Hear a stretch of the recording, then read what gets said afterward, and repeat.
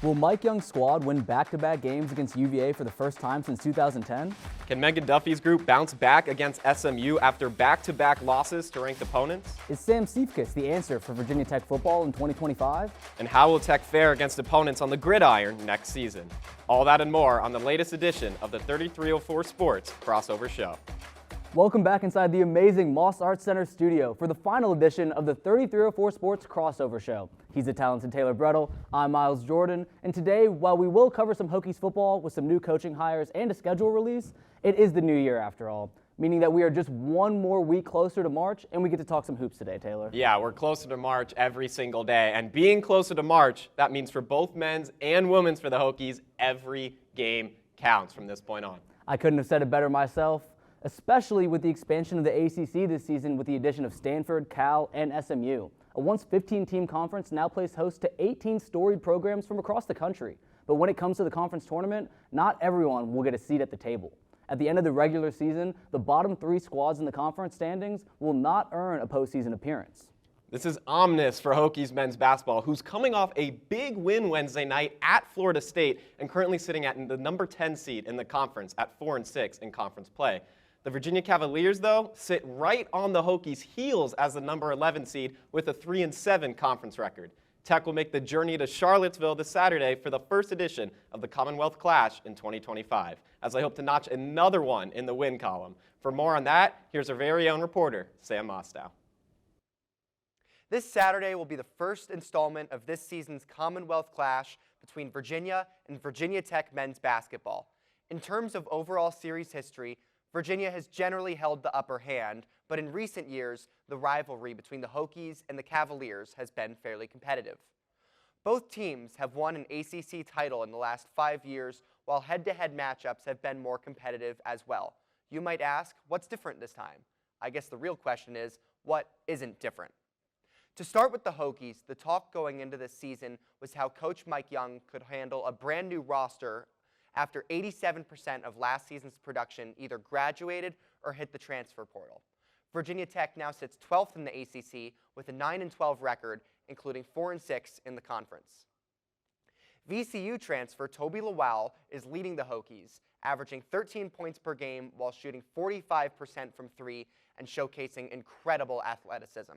The team is shooting 36% from three, sixth in the ACC, and is coming off a road win against Florida State. The drama for Virginia started before the season started with the bombshell news that longtime head coach Tony Bennett retired. The Cavaliers appointed associate head coach Ron Sanchez to take the helm for the season and currently sits 13th in the ACC with a 10-11 overall record, including 3-7 in the conference. Virginia is led by guard Isaac McNeely and forward Elijah Saunders, who both average double figures and shoot over 40% from three. As a whole, the Cavaliers are fourth in the ACC in three-point shooting and still have a tough defense, which has allowed the second fewest points in the conference. The Cavaliers are coming off their first road win of the season against Miami. This Saturday will mark the first time since 2018 that Young and Bennett will not go head-to-head in the Commonwealth Clash. It will also be the first time since 2009 when Bennett won't lead the Cavaliers against the Hokies. Both teams are currently in line to qualify for the ACC tournament, which is a concern. For the first time ever, the three worst records in the conference will not make the trip to Charlotte in March. With both teams towing the line between qualifying for the tournament and not, every game is crucial. Expect this Commonwealth Clash to be just as competitive as in recent years, just for different reasons.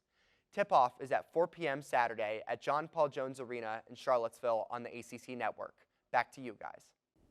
Great stuff as always, Sam. While the Hokies look to put on another strong performance and secure a victory against the Wahoos on Saturday, they're going to need to channel the same energy they found Wednesday night when they snapped a 3-game losing streak and took down the Seminoles 76-66 in Tallahassee. Yeah, it really seems like Toby Lawal is finding his place here at Virginia Tech. Transferred over from VCU, he had 17 points and 13 rebounds against Florida State, a huge reason why they pulled off that upset. And something to note, out of those 13 rebounds, 6 of them on the defensive side, but 7 of them on the offensive side of the glass. That is why the Hokies pulled off that upset 76-66, as you mentioned. And the VCU transfer now averaging 13 points and 7 rebounds nearly on the season, and he's really filling in in his shoes. Lawal's been absolutely spectacular as of late, really showcasing his athleticism and ability to rebound the ball. He has 3 double-doubles with points and rebounds in his last 5 games, and his 13-board performance against the Seminoles on Wednesday night set a career high in rebounds. Yet, Lawal is not the only transfer finding his footing in his first year in Blacksburg. Jaden Schutt, the redshirt sophomore from Duke, has found his way into a starting role under Mike Young's offense and has been able to spread the floor with his shooting ability. Yeah, shooting ability and shoot. You know, he's really proven that he can let the rock fly from beyond the arc this year. He's shooting 35.2%. In the 50s would be crazy. 35.2% from 3, and you see him just, even when he has those off games, he's still letting it fly from long range. Nice when he knocks it down. I remember we noted earlier in the season against Vanderbilt, against Pitt, he had 5 3-pointers against Vanderbilt. He had 4 against Pitt. He was 3 for 8 in this game against Florida State, and he's another player alongside Lawal really filling in those shoes.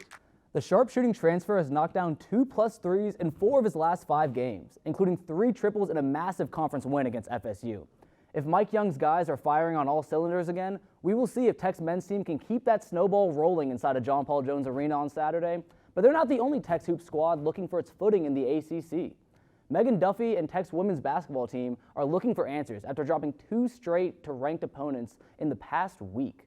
Granted, those losses came against number 17 NC State and number 3 Notre Dame, but this marks the first time in Duffy's career at Tech that she has recorded consecutive losses.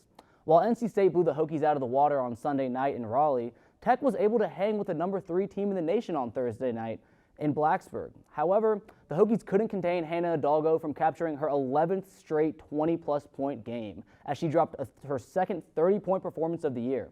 For more on the Hokies' trials and tribulations against the Fighting Irish, let's cut to our very own Sarah Luttenberger. The Hokies are in. It's just her first season at Virginia Tech, but head coach Megan Duffy's eyes are on the prize. In what was expected to be a rebuilding year for both the men's and women's squads, Coach Duffy and the Hokies are making a run for March. Originally picked to finish 12th in the conference, the Hokies are sitting comfortably at 9th in the ACC. But more importantly, they are not at all sitting comfortably on the bubble of the national tournament. Let's break it down. Current bracketology predictions have Virginia Tech as one of the last 4 in. That's great news. They would play Washington in one of the 4 play-in games to then get into the 64-team bracket officially. They win that game and they go to Nashville, where Vanderbilt would host the Hokies, Kansas State, and Gonzaga. Virginia Tech has been a part of the last 4 in for the past 2 bracket predictions, but they did just drop 2 in a row. Granted, those losses are to 17 NC State and 3 Notre Dame, but if Alabama football and the College Football Playoff Committee taught us anything, it's that losses mean something. The Hokies are now 5-5 in the ACC and 14-7 overall. Will that be enough? Let's take a look at their resume. Adding in the results of this past week, the Hokies have 4 losses to ranked teams: 10 Duke, 25 Florida State, 17 NC State, and 3 Notre Dame. Other losses we should consider are to teams that are unranked but will be going dancing per the bracketology, and that includes current 7-seed Michigan and another last 4 in team Iowa. These are all rooting against the Hokies, but taking a look at the flip side, they have 2 big wins over the 20-ranked Georgia Tech and the 4th in the conference Louisville. So they're in, but how do they stay in? The short answer, win. But there's of course a little more to it, and the Hokies do not have the easiest road ahead of them. Here is the rest of their schedule. I'd consider these games must-win games. SMU, Syracuse, at Virginia, who they already lost to, important to mention, versus Stanford, at Boston College, and at Clemson. None of these teams are dancing in March, and they all are below the Hokies in the ACC. Drop any of these games, and that might be enough for the committee to say that the Hokies are out. But I don't think they have to win out for the rest of the season. They've got 2 more tough games at 15 UNC and hosting 19 California. A win in this column would maybe even push the Hokies off the bubble and into the bracket. But I don't think a loss here would knock them out. They have already lost to a few ranked teams in the ACC and have not yet been penalized. They might even have some wiggle room if they won one of these games to drop another game here along the way and stay where they are in the rankings. So how's that for some madness? And it's only January. We'll just have to see how it all plays out, literally. And if I'm right, does this make me, Sarah Luttenberger, bracketologist? A girl can only dream. Guys. Thanks, Sarah. Despite Tech's performance this past week, Duffy has had a spectacular first year with the Virginia Tech Hokies. Coming into Tech's matchup against NC State, the Hokies had a 14-5 record and 5-3 in the conference and kind of looked like one of the teams to beat in the ACC. After failing to take down number 8 ranked Duke in early December, Duffy captured her first victory against a ranked opponent about a month later when the Hokies marched into Atlanta, Georgia and took down the number 13 ranked Georgia Tech Yellow Jackets in overtime, proving that this young Tech team can hang with the best of them. Look, just in case it isn't clear enough, 5 conference losses are not bad by any standard. In fact, when we take a look at Tech's 5 losses, we see a common theme. Outside of the Hokies being unable to knock off the Wahoos just 2 weeks ago, while a majority of the student section was enjoying their winter break, I might add, Tech has only fallen to Notre Dame, NC State, Duke, and Florida State. What do those 4 squads have in common? They're all ranked in the top 25 of college basketball and hold the 1 through 4 seeds respectively in the ACC. So yes, Duffy and her group lost a few games. Big deal. But in the grand scheme of things, a first-year head coach paired with a majority of underclassmen on her squad has outperformed any expectation they were given after Kenny Brooks and Georgia Moore said sayonara Blacksburg and hello Kentucky at the end of last season. So yes, the Hokies will need to regroup on Sunday for yet another in-conference matchup when the SMU Mustangs travel to Blacksburg, but by no means should anyone look at Tech's losses column and count them out of this game. You hit the nail on the head with that one, Miles. But as much as I could sit here and talk about Hokies hoops all day long, we do have an emerging story coming out of Tech's football program. So let's cross over to the gridiron. On December 12, Hokies head coach Bretl made waves in Tech athletics community when he announced the Hokies would be parting ways with 1, strength and conditioning coach Dwight Galt, 2, offensive line coach Ron Crook, and most significantly 3, defensive coordinator and linebacker coach Chris Marv. This led many to wonder what the future of Tech's coaching staff would look like, especially who would be filling the vacant role of defensive coordinator. Well, thanks to our very own Robbie Ackerley, fans will be wondering no more. Robbie? After a disappointing 2024 season, Hokies head coach Bretl sent a few of his staff members packing. Of course, as one coach is fired, the next leader takes the reins. And in this case, Virginia Tech announced on Monday that former Arizona Cardinals linebacker coach Sam Seifkes will be leading the Hokies defense in 2025. Seifkes is an exciting hire that brings both college and National Football League experience. But let's dive deeper into the kind of experience and leadership Seifkes brings. Let's start in the state of Wisconsin, where in 2015 as a graduate assistant, he worked closely with Dave Aranda in Madison when the Badgers boasted the #1 scoring defense and #2 total defense in the entire nation. After this, Seifkes became the defensive coordinator at the University of Wisconsin-Platteville, and after 2 successful seasons at Division III level, he set his sights on Division I football. In 2018, Seifkes was hired as the defensive coordinator for the Wofford Terriers. Seifkes, as a young coach, would immediately make a name for himself, and while the numbers, they speak for themselves. In his 2-year coaching stint, Seifkes was able to guide the Terriers to both the #1 scoring defense and #1 rushing defense in all of FCS football. He did so while running a 3-4 in his first year and a 4-3 in his second, demonstrating his versatility as a coach. Hokies head coach Bretl actually spoke about this in his press conference this past Tuesday. You're the #1 defense in the league back-to-back years, and you have the #1 rushing defense back-to-back years. Year 1 with a 3-4 scheme, because that's what personnel allowed. Year 2, 4-3 scheme, because that was what the personnel mandated. Very impressive accomplishment.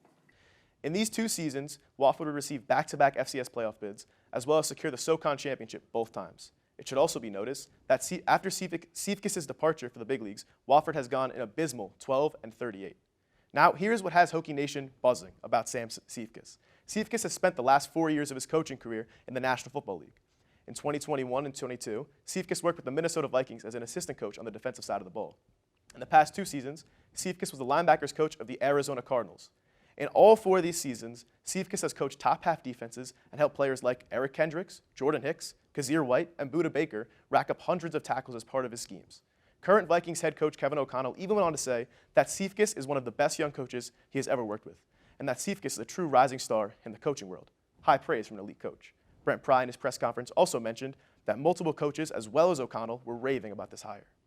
When you have 2 NFL head coaches reach out and tell me that this guy is going to be a successful coordinator in the NFL, that's impactful. It's pretty clear why coaches across the country are praising Virginia Tech for this hire. With both college and big league experience, his versatility, and his ability to adapt to his personnel, Sam Seifkes looks to be an excellent hire for Virginia Tech. And hey, last time Virginia Tech hired a Wofford coach, it ended with an ACC championship. As always, though, football is a ways away, so we're just going to have to wait and see. Miles, Taylor? Amazing work, Robbie. And I don't know about you, Miles, but I love to see the letters NFL on a new coach's resume, don't you? Yeah, Taylor, you could say that again, and I really think that Brent Pry deserves some props here for this addition to Tech's coaching staff. Let me just run you through some stats. In 2024, under Seifkes' guidance, the Arizona Cardinals finished the season ranked among the NFL's top defenses in multiple categories. This included finishing 6th in opponent second half points per game, 8th in opponent red zone scoring percentage, 10th in opponent offensive touchdowns, and 11th in opponent yards per completion. This is a ray of sunshine for Tech football fans who witnessed teams like Syracuse score 21 points in a single quarter against the Hokies this past season. Yeah, Miles. I mean, it's clear that Seifkes could have the recipe for success, or at least some key ingredients, let's say, to elevate Tech's defense on the gridiron in 2025. And Pry, being a defensive coordinator at Penn State, now paired with Seifkes, alludes to the fact that Tech will seek to be more defensively sound in 2025. And for the sake of Pry's coaching and future at Tech, they will need to be. Pry is entering the final year of his head coaching contract, and many questions are beginning to swirl around Tech's campus about his future with the program. Since Pry's tenure in Blacksburg began in 2022, Tech has recorded a 1-12 record in one-score games, winning just 8% of those contests and sit at the bottom of the ACC in that category. Let me say that again, 1-12 in one-score games. In fact, the next closest program to the Hokies is another Institute of Technology down in Atlanta.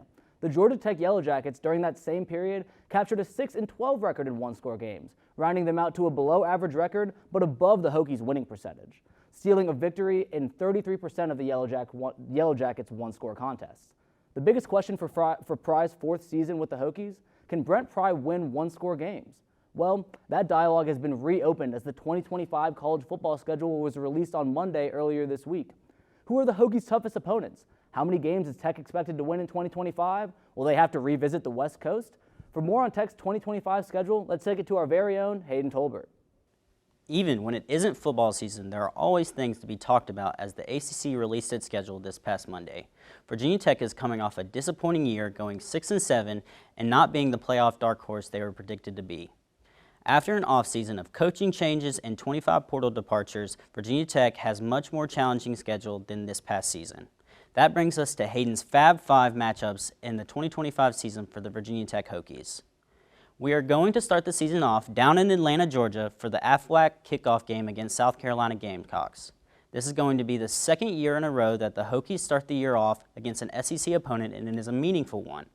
Head coach Shane Beamer is coming off a strong year with the Gamecocks and is looking to take down his dad's alma mater, as this matchup has the potential to be the nucleus game that defines either of these teams' seasons. Moving on, just 6 days later, yes, I said 6 days, as there's another SEC opponent the Hokies are facing in a red-hot Vanderbilt Commodores team in Week 2 of the season.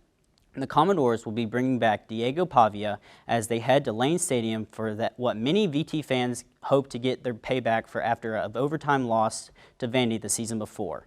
Now, let's fast forward all the way to Week 12 as the Hokies are going to be coming off a bye and are heading down to Bobby Bowden's field to face the Florida State Seminoles.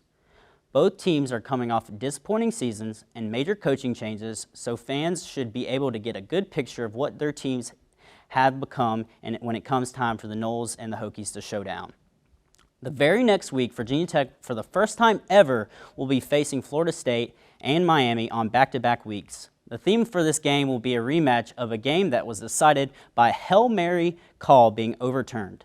I'm sure Hokies fans would like to get this bitter taste out of their mouth as they take on a Carson Beck-led Hurricanes team. Finally, the game that has meant so much for fans as long as these schools have existed, the Commonwealth Clash. The Virginia Cavaliers have revamped their football program and have attained a top 25 transfer portal class with help of a multi-million-dollar donations from an anonymous donor.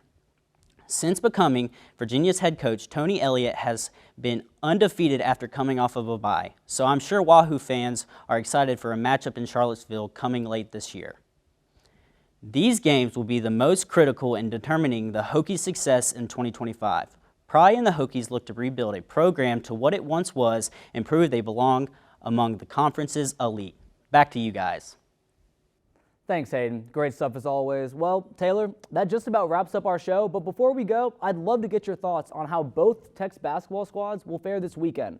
For starters, Mike Young and company are set for a 4 p.m. tip-off in Charlottesville on Saturday against none other than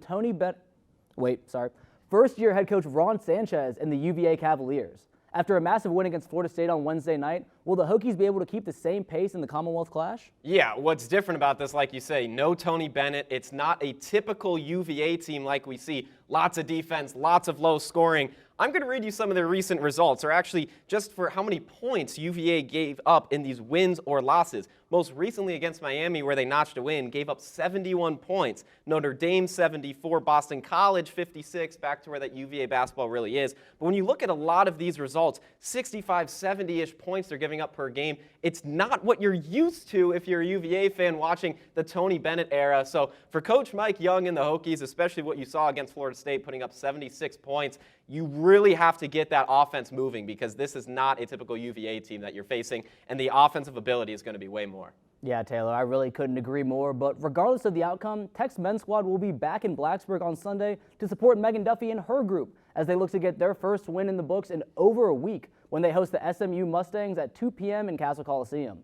A couple of tough losses against the Wolfpack and the Fighting Irish in the past few days, but will Duffy's group be resilient enough to find their composure and find a win? Yeah, well, this is another interesting matchup because while it's not a team that they're used to playing, it's a team that they're not used to playing. I mean, it's their first matchup against SMU, so you can look at the stats and what all the projections are, but this is still a brand new opponent for you for conference play where it really matters, as you talked about earlier in the show, right? Not everyone gets into the ACC tournament. So for Coach Duffy, right, I mean, you play NC State at NC State. You host Notre Dame, which you play closer but still lose. I think SMU will be a nice breather, right? No game is guaranteed. No game is free. But SMU will be a nice breather. I mean, you saw what the Hokies did against Louisville. You saw what they did against Pitt. This offense has sparks, but there's a little bit of inconsistency that Coach Duffy has to figure out. Feels like the Hokies either score 80-something points and get a win, or they're scoring in the 50s. They got to find that middle comfort zone, and I think they'll be in pretty good hands against SMU. Well, the schedule is set. Tech's men's basketball kicks off back-to-back days of Hokies hoops. First, at John Paul Jones Arena at 4 p.m. on Saturday, February 1st, when the men take on UVA, followed up by the women hosting SMU in Castle Coliseum at 2 p.m. on Sunday, February 2nd.